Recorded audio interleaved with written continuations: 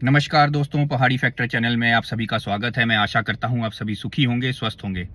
मैंने अभी देखा कि किस तरीके से सुप्रीम कोर्ट ने जो है वो जजमेंट की है एनटीए के ऊपर और किस तरीके से एनटीए ने अपना जवाब दिया है। बहुत दिनों तक मैं चुप रहा। इससे पहले भी मैंने एक वीडियो बनाई थी जिसमें मैंने कहा था कि एनटीए जो है ये एक ऐसी बॉडी है जो अच्छी तरीके से कभी काम नहीं करती।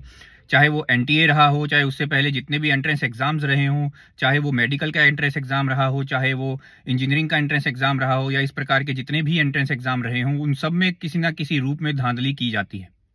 और ना सिर्फ एंट्रेंस एग्जामिनेशंस के अंदर बल्कि जॉब्स के अंदर भी, जब आप जॉब्स का एग्जाम देते हैं उन जॉब्स के एग्जाम्स को भी लीक कर दिया जाता है और कुछ ऐसे चुनिंदा लोग होते हैं जिनको जॉब दी जाती है। अगर वो रिटन एग्जाम्स में कम मार्क्स लेते हैं तो उनके इंटरव्यू में मार्क्स बढ़ा दिए जाते हैं। और उसी तरह की जो चीज़ें हैं हम ये मेडिकल एंट्रेंस एग्जाम हो या इंजीनियरिंग एंट्रेंस एग्जाम हो, इसके अंदर भी देखते हैं। लेकिन यहाँ पे जो सबसे बड़ा सवाल है वो ये है कि क्या ये जो फैसला हुआ है, जो सुप्रीम कोर्ट ने फैसला किया, क्या वो तर्कपूर्ण था? क्या ये जो जवाब एनटीए ने उसके ऊपर दिया, क्या वो तर्कपूर्ण था? क्या वो सही जवाब था? क्या वो सबके साथ न्याय हुआ? लेकिन जो असली बात यहाँ पे ये निकल के आती है कि ना तो किसी के साथ न्याय हुआ, ना ही वो जो जवाब था वो तर्कपूर्ण था। 1500 से ज़्यादा जो कैंडिडेट्स थे, ये एनटीए ने खुद माना कि 1500 से जो ज़्यादा कैंडिडेट्स हैं उनके वो ग्रेस मार्क्स दिए गए। तो जो ग्रेस मार्क्स है वो एनटीए कहता है कि हम ग्रेस मार्क्स हटा देते हैं, उनका री एग्ज़ाम कराएंगे, सब कुछ जो है वो दोबारा से दें और फिर जो है सब कुछ ठीक माना जाएगा। जो लोग एग्जाम्स नहीं देना चाहते हैं, री एग्जाम्स में नहीं बैठना चाहते हैं, उनके जो है ग्रेस मार्क्स हटा दिए जाएंगे एनटीए द्वारा। क्या ये सही है? ये बिल्कुल गलत है। क्योंकि जो 24 लाख जो कैंडिडेट्स जो अपीयर हुए थे एनटीए एग्जाम्स के अंदर, उनका क्या, उनकी क्या गलती है? और हम ये कैसे बताएंगे कि ये 1500 ही लोग थे जिनके ग्रेस मार्क्स बढ़ाए गए थे? कहीं ऐसा तो नहीं कि ये 15,000 थे, कहीं ऐसा तो नहीं ये 15 लाख थे? हमें क्या मालूम है वो कौन लोग थे?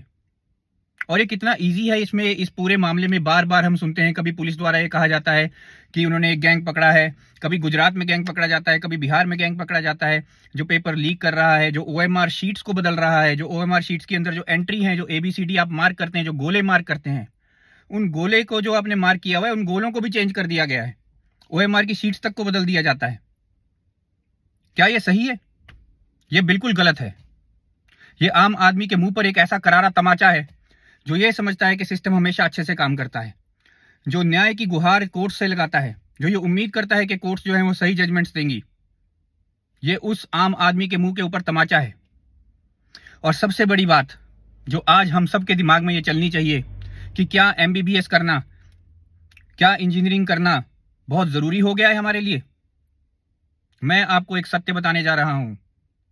एमबीबीएस के अंदर भी, इंजीनियरिंग के अंदर भी बहुत सारे ऐसे लोग हैं, बहुत सारे ऐसे स्पेशल मैं कहूंगा स्टूडेंट्स हैं जिनके मार्क्स बढ़ा दिए जाते हैं। एमबीबीएस तक उनको कराई जाती है और एमबीबीएस करने के बाद उनको नौकरी तक दी जाती है। चाहे वो बड़े नेता के बच्चे हों, चाहे वो बड़े अभिनेता के बच्चे हों, चाहे अमीर के बच्चे हों।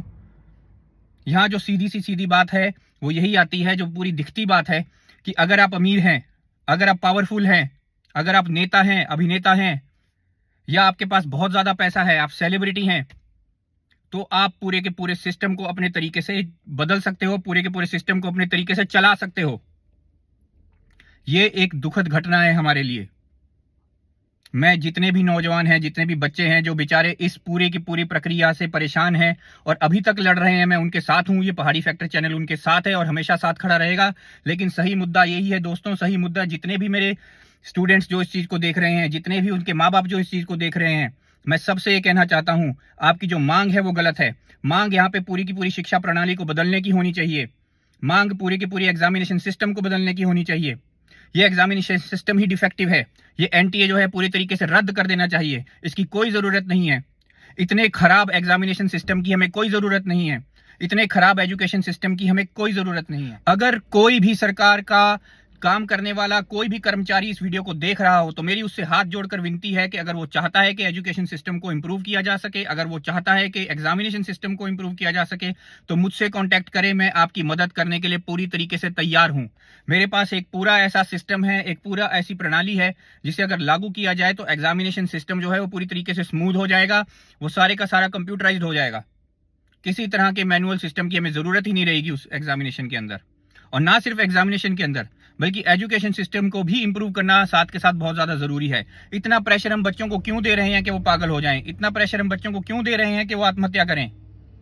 इस पूरे सिस्टम के बाद जब वो पढ़ के बेचारे निकलते हैं, जब वो मेहनत करते हैं, जब वो जोर लगाते हैं किसी चीज को पाने के लिए, उसके बाद अगर उनके साथ धांधली होती है, कोई ऐसा एग्जामिनेशन सिस्टम अगर उसके अंदर मौजूद है जिसमें धांधली की जा सके, तो उन बच्चों की जो जिंदगी है वो उसके ऊपर एक करारा तमाचा है, बच्चों की मेहनत के ऊपर करारा तमाचा है, बच्चों की ईमानदारी के ऊपर करारा तमाचा है।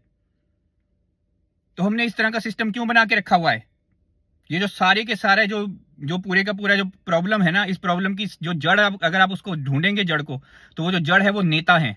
वो नेता हैं जिन्हें हम लोग चुनते हैं, हम लोग चुन करके उन्हें सरकारों में भेजते हैं, और हम ये सोचते हैं कि ये सरकारों में बैठेंगे और अच्छे के अच्छे ऑर्डर देंगे हमारे लिए। लेकिन ये क्या करते हैं वहां बैठ के? ये ऐसे ऐसे लॉज क्रिएट करते हैं, ये ऐसे ऐसे सिस्टम्स क्रिएट करते हैं जो बकवास हों, जिससे पैसा खाया जा सके। ये ऐसे सिस्टम क्रिएट करते हैं जिसमें हमेशा हम लूप होल्स हों, जिन्हें तोड़ा मरोड़ा जा सके, जिन्हें अपनी मर्जी से इस्तेमाल किया जा सके। हम लोग इसमें बहुत बड़ी जो गलती करते हैं, जब हम नेता चुनते हैं, हम पढ़े लिखे को क्यों नहीं चुनते? किसी ऐसे व्यक्ति को क्यों नहीं चुनते जो ईमानदार है? किसी ऐसे व्यक्ति को हम क्यों नहीं चुन सकते जो पढ़ा लिखा हो, ईमानदार हो, कोई अच्छे काम कर सकता हो, जिसके अंदर जोश हो, और वो जो काम करना चाहता हो उसके पास कोई ना कोई एक ऐसा सिस्टम तैयार हो, कोई उसके पास एक रोड मैप हो उस पूरे के पूरे काम को करने के लिए। जब हम काम करने की बात करते हैं तो काम करने का मतलब ये नहीं है कि आपने किसी को नेता बना दिया, वो गया नेता, वो जाकर के मंत्री बन गया, मंत्री बन करके अपनी कुर्सी पर बैठ गया और फिर वो जो चाहे वो काम कर रहा है। उसे काम करना नहीं कहते। काम करने का भी एक सिस्टम होता है, एक तरीका होता है। अगर वो तरीका क्लियर है, अगर वो तरीका आपसे बता रहा है और उसमें ईमानदारी झलकती है, तब उस व्यक्ति को हम क्यों नहीं खड़ा करते हैं नेता के रूप में? हम क्यों उस व्यक्ति को वोट नहीं देते? ये हमारी गलती है, और आज हम अपनी ही गलती का खामियाजा भुगत रहे हैं। मैंने बहुत पहले भी ये कहा था, मैं फिर से ये कहूंगा, इस पूरे एनटीए सिस्टम का कुछ नहीं होने वाला है। ये जितना भी आप शोर मचा लो, ये थोड़े दिन का रोना धोना है, जो रोना धोना चलेगा, उसके बाद कुछ खास होगा नहीं। आप लोग जो है रो धो करके अपने अपने घरों में चले जाएंगे। कितनी देर आप सड़कों पर उतरेंगे, कितनी देर आप धरने करेंगे, किसी से कोई फर्क नहीं पड़ने वाला। कुछ पॉलिटिकल पार्टीज ऐसी हैं जो इस चीज का, इस पूरे के पूरे सिस्टम का, इस पूरे पूरे मुद्दे का बहुत ज्यादा फायदा उठाएंगी, और फायदा उठाने के बाद आपको जैसे आम से गुठली को फेंक देते हैं ना, उसी तरीके से फेंक दिया जाएगा।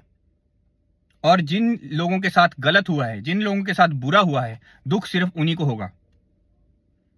जब तक हम खुद नहीं सुधरेंगे, जब तक हम सही नेता को नहीं चुनेंगे, जब तक हम सही सरकारें नहीं बनाएंगे, जब तक हम उनकी जवाबदेही नहीं करेंगे, उनकी अकाउंटेबिलिटी नहीं रखेंगे, तब तक कुछ बदलने वाला नहीं है। मैं अपने सभी बच्चों से, सभी दोस्तों से, सभी यंगस्टर से यही कहना चाहता हूं, आप दुखी मत होइए, इसे अपने मन पे मत लगाइए और ज्यादा सोचिए मत इसके बारे में। जो हो गया है वो हो ही गया है। उसके लिए आप लड़ रहे हैं, लड़िए, अच्छे तरीके से लड़िए, घबराइए बिल्कुल मत, लेकिन अपना समय बर्बाद मत करिए। अच्छे काम के लिए अपने समय को इस्तेमाल कीजिए, और साथ ही साथ जब भी अगली बार नेता चुनने की बारी आए तो किसी ढंग के व्यक्ति को नेता बनाइए।